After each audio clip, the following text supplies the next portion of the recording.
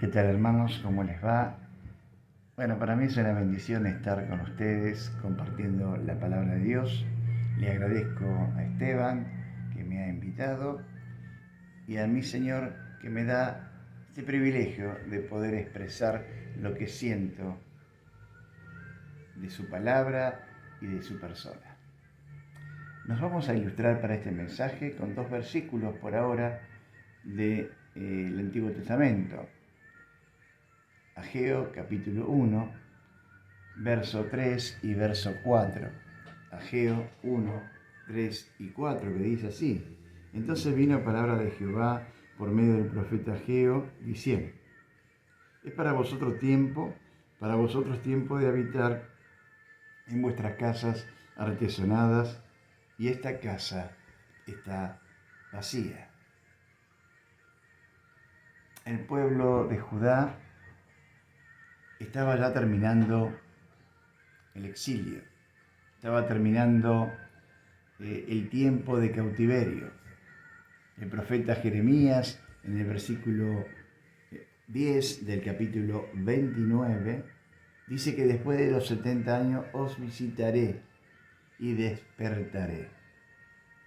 Y entendemos por el pasaje de Esdras, capítulo 1, que dice así: en el primer año de Ciro, rey de Persia, para que se cumpliese la palabra de Jehová por medio de boca de Jeremías, despertó Jehová el espíritu de Ciro, rey de Persia, el cual hizo pregonar por palabra y también por escrito por todo su reino, diciendo: Así ha dicho Ciro, rey de Persia: Jehová, Dios de los cielos, me ha dado todos los reinos de la tierra y me ha mandado que edifique casa en Jerusalén, que está en Judá.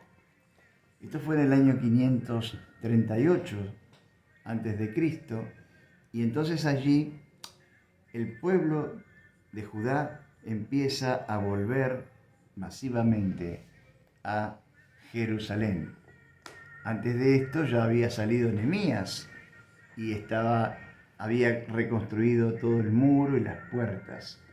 Ahora el objetivo era reconstruir el templo de Dios, la casa de Dios.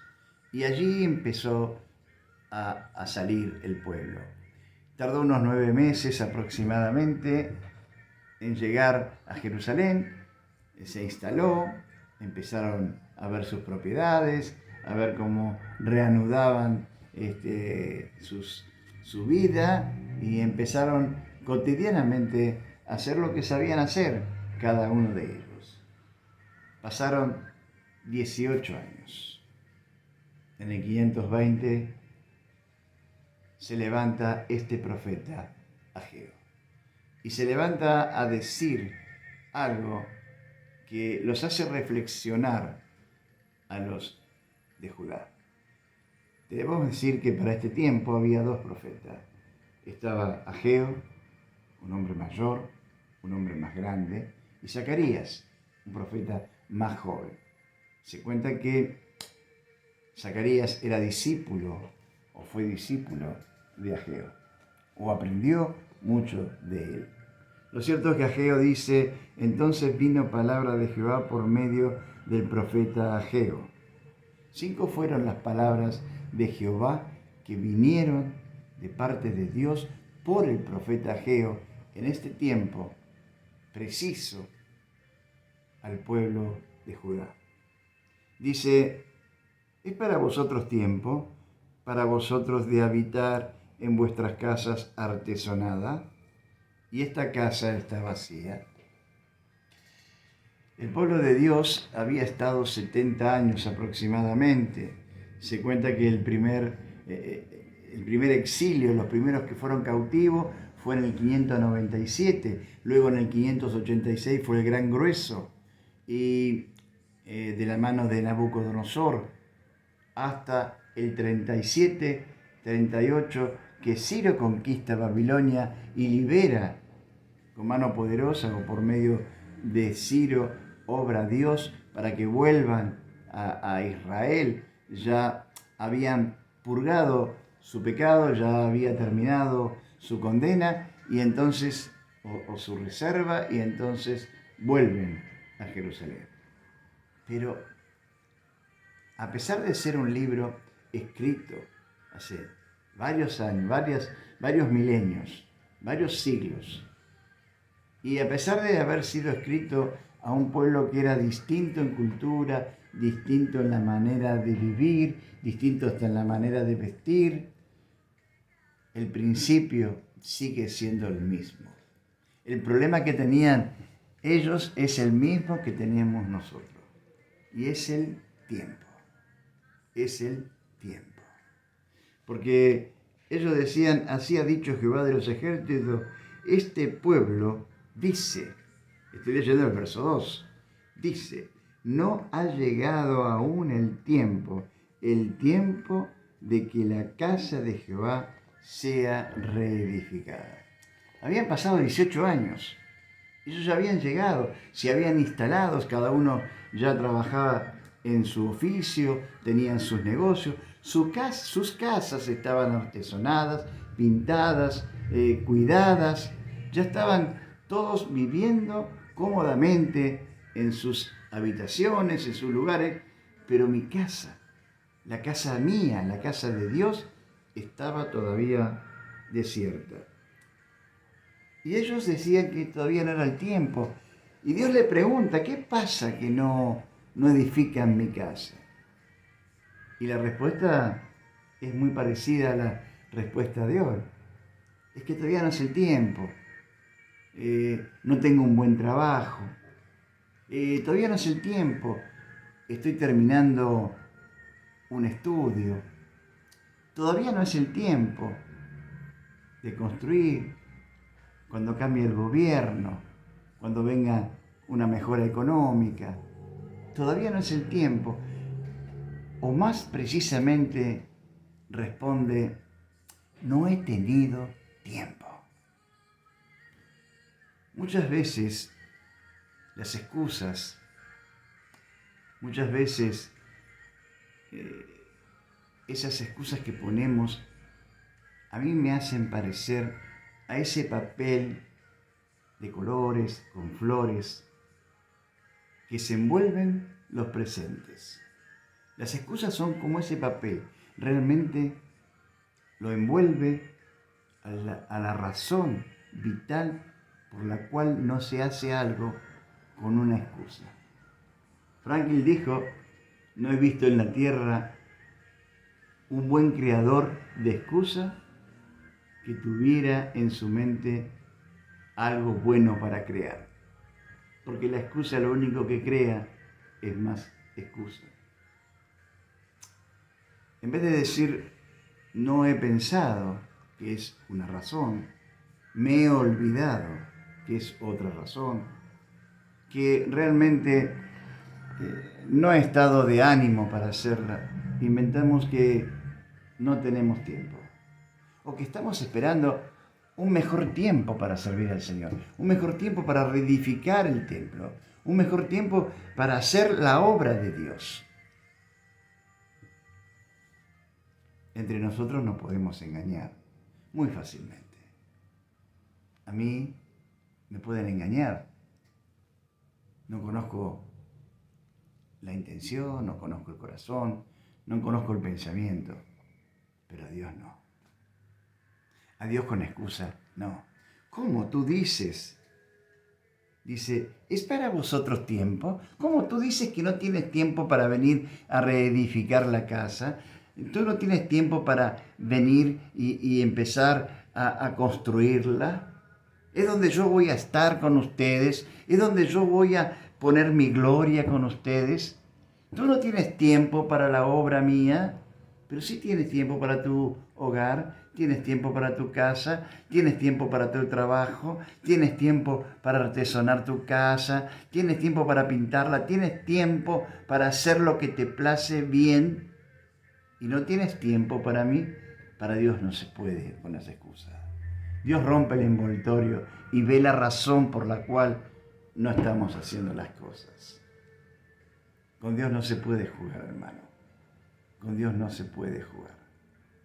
Tampoco se pudo jugar en la antigüedad y hoy tampoco se puede jugar. Ellos, la verdad, estaban muy entretenidos en sus quehaceres, estaban muy enfocados en ellos. Habían cortado la madera para artesonar sus casas, las habían embellecido. Ellos estaban en la zona de confort de sus vidas y no querían pagar el precio de hacer la obra de Dios. No querían pagar el precio de construir la casa de Dios. Ellos estaban muy ocupados con las cosas suyas. Y digo yo, ¿no es el presente que estamos viviendo? ¿No es la realidad que vivimos a menudo? Nosotros, ¿cómo reedificamos la casa de Dios? ¿Cómo edificamos primero la casa de Dios propia? ¿Estamos artesonando la casa de Dios? ¿Estamos realmente artesonando nuestra comunión con el Padre en oración, en lectura de su palabra? ¿Estamos artesonando la casa propia de Dios, teniendo buenos términos, siendo amable con nuestro prójimo, tratando de habitar con los demás en buenos términos, mostrando la gloria de Cristo? Y eso mismo hacemos en la casa de Dios, en la iglesia. Cuando yo hablo de la iglesia con mayúscula. No estoy hablando de la iglesia con minúscula, que son las paredes, el techo, los bancos. La iglesia con mayúscula es el número de hermanos que se juntan a alabar, a bendecir, a exaltar el nombre de Dios. Estamos viviendo un tiempo difícil. No digamos como un exilio, pero sí estamos privados de ciertas licencias que antes teníamos. Antes podíamos salir a cualquier lado, hoy podemos salir, pero tenemos que hacer en una app de cuidar y dar todos los datos a dónde vamos, cuándo llegamos y cuándo regresamos.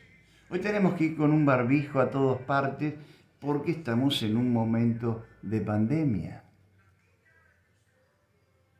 Pero ¿cómo edificamos en este tiempo la casa de Dios? Hoy la casa de Dios primeramente somos nosotros. Cada uno piedras vivas, dice Pedro. Piedras vivas que nosotros vamos edificando una casa para su gloria. Estamos tan ocupados en los quehaceres, en la educación, en la filosofía, en la psicología. Estamos tan ocupados en crecer, en ser mejores personas socialmente, pero nos olvidamos de lo principal. Estamos ocupados en lo urgente, pero no vemos lo necesario. Y lo necesario es edificarnos, crecer y habitar entre los hermanos. Ellos no tenían tiempo. Hay un dicho, ¿no?, que se nos aconsejaba: si te dicen de reunirte a las 2, di que vas a las 3, pero prepárate para ir a la 1. A veces el tiempo es un poco tirano, a veces las circunstancias de la vida nos provocan retraso, pero no nos tiene que sorprender eso. No nos tiene que sorprender. Ahí en Efesios dice que los tiempos son malos. Administremos bien el tiempo. Ellos se ve que no estaban administrando bien el tiempo. Estaban siendo un poco egoístas con el tiempo. Estaban viéndose a ellos mismos. ¿Y no pasa lo mismo con nosotros? ¿No pasa lo mismo con cada uno de nosotros cuando se nos convoca a hacer o a estar? Ponemos excusas, ponemos un papel adornado a la razón verdadera por la cual no hacemos o no vamos o dejamos de hacer tal cosa. Que ojalá podamos nosotros crecer de tal manera como lo hicieron ellos, porque luego ellos vieron que estaban poniendo malas prioridades. Y tanto Zorobabel como Josué se pusieron a decir amén delante del profeta, como diciéndole amén a Dios. ¿Estarás dispuesto tú a decir amén? Sí, estoy en un error, pongo muchas excusas, pero la realidad es otra. Lo real es otro, no son las excusas que pongo. Es mi vida que se está alejando, es mi vida que no ora, es mi vida que no lee, es mi vida que no pone a Dios en primer lugar. Mirá lo que le pasaba a ellos. Versículo 6. Ellos, como no ponían a Dios en primer lugar, tenían estas consecuencias. Dice, sembráis mucho y recogéis poco. No hay cosa peor para un agricultor que sembrar todo un campo y recoger un cuarto de campo, porque la piedra, porque el granizo, porque el sol, porque la lluvia, porque muchos factores externos a él le han estropeado la producción.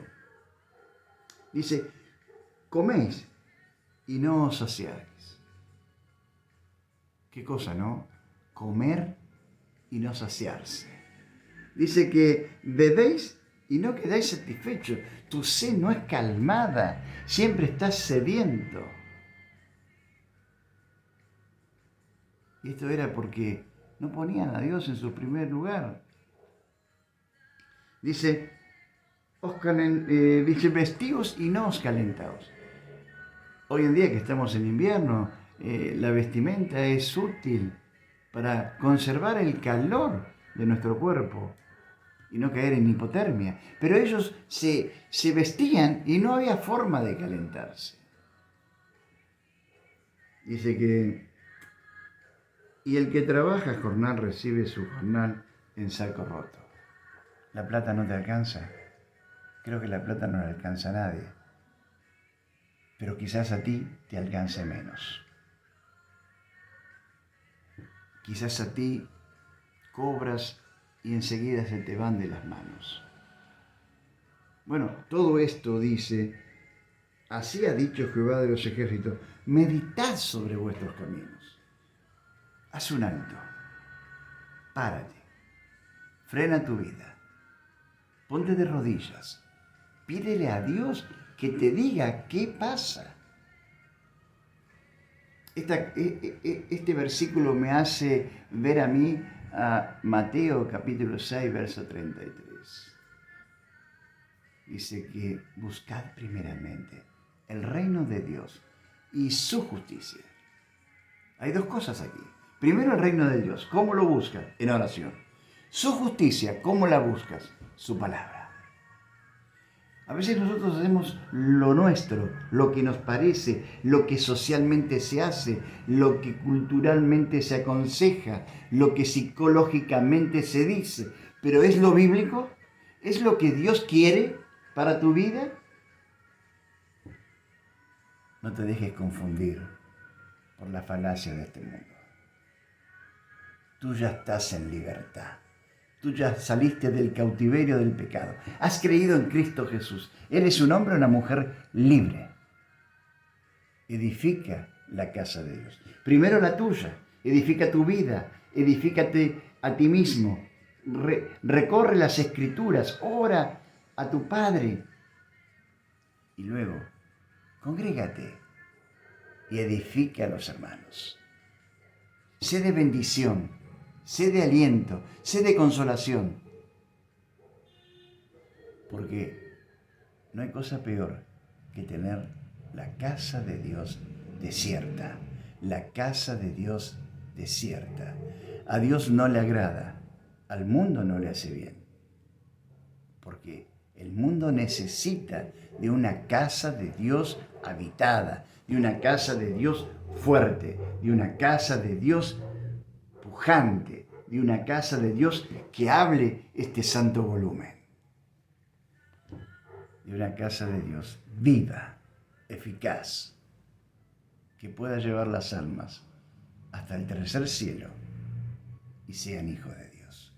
Que ojalá estos cortos pensamientos puedan hacer en tu vida reverdecer esa pasión, primero, en ti por el Señor, segundo, con los hermanos para con el Señor, y tercero, con los hermanos, con el Señor para el mundo.